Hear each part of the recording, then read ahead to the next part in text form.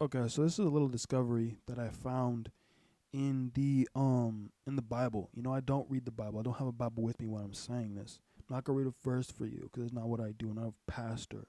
I'm saying it off the cuff like a real person would. Okay, not some fucking fake ass pastor who reads a fucking book to fucking get his knowledge. Anyway, so this is what I gotta say. This new revelation that I had about the Bible. This is what it is. Is that Adam actually outsmarted God. Let's think about how that happened. So in the garden, you have the snake in the let's just say a tree, an apple tree. Let's just say, and God said, "Don't eat this fruit, or you will surely die." Now that's okay. That's interesting. So you surely die. Okay. And the snake was, and the saying came down after he got knocked out of heaven and said, "Eat this fruit, and you will know the true knowledge of good and evil." And Eve was the first one to take it. Eve took the bite. Right. She was like, "Okay, I'm kind of bored of this world I'm in, obviously." And she said, "Let me take a bite of this apple." So then she saw good from evil. And then Adam came in and he did the same thing, didn't they? Right? They both took a bite of the apple. And you may say, "Oh, that's sad, that's bad. Why would they do that?" But the real is this, is they now can see the good and evil. They can see the truth. They can see what evils they did commit in the garden. They can see the evils that they committed, maybe even to each other. Maybe in the garden they were like hurting each other and damaging each other and didn't even know, they couldn't even see their evils. But then they took a bite of the apple and now their eyes are open. They can see the evil that they have committed in the land. They can see it now. They can be like, yes, this is the truth. I can see that I'm hurting this person. The the price of truth is death, and he paid that price. Both of them paid that price. Adam was the last one. He paid the price to be able to have truth. That's the true, I think, true way you should live life, is to really pay for truth, and you always do. You always do. I mean, to be born and live and being a life, a breathing being, you're paying the price of truth, which is death.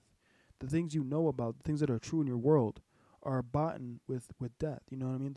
That's the trade off. You know, you get truth and you get death. You came into the world, you ultimately do get truth, and you have to find the truth and go and find it and seek it in the world and bring back light to the rest of the people around you that do want to see you succeed and see that light that you're holding.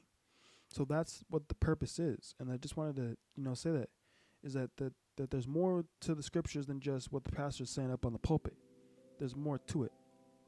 There's a lot more to this world than what you can see in really the circus that there really is this world. There are many people out there that are just sitting in pews, not focusing, not even really knowing that they have the knowledge. When you're a certain age, over the age of like I think it starts at like 5, for most people, is where you can really start seeing truth. And when you can really start seeing truth, that's where you have to go out to the world and stuff like that. But obviously to certain degrees that you can, like if your money isn't stacked up to correctly, obviously don't just jump off a cliff. Like, I'm not telling you to do that. I'm telling you got to be strategic in the ways that you do gather truth, because truth can sometimes hurt. You know what I'm saying? So don't, be very careful. I'm saying this as a disclaimer so you know what the world really brings and stuff like that, that you aren't, going out there blindfolded. So that's just a realization I had, and stuff like that, is in the garden, it probably wasn't as perfect as people think. God was the only one who knew that truth. And what's wrong with little truth and a little knowledge about what is really going on in the world? That's the really price you have to pay.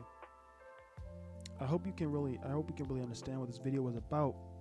I hope you can really, really want truth. I hope you can really focus on truth. I think Adam, he's a better man because he knows what good and evil is, and I think he came to a little bit to came to the idea to be able to came to the idea of taking the fruit to outsmart God. And people are like, you can't do that. Yes, you can. Okay, you can. And how you do that? You focus internally. You focus on the things you do throughout the day. You focus on how to get work done. You focus on how to be strategic, and you focus on people around you, and you focus mainly on yourself, how you react to things and stuff like that. And you protect the land and the people in it that you hold close to yourself. That is really how it happens, and that's the really just what you can stand to and stand up for. So thank you for watching this video. Peace. This is Sunday, so hopefully you learn something outside of church. You weren't in that church getting the watered down version of life. You're out in the real world getting stuff done. Of course, sometimes you're required to go to church, but that doesn't matter. You realize what's really real in the world, and you focus on what you have to do. Start go to church, take notes instead of taking notes, bro. Plan what you're doing afterwards. Church is not that big of a deal. It's not real. It's fake. It's for people who want to stay fake in this world. You're better than that, because especially since you found this channel, you watch to the end. That shows me you know a little bit about the world, and I can definitely show you a little bit more. But that's it for the video. Thank you. Peace.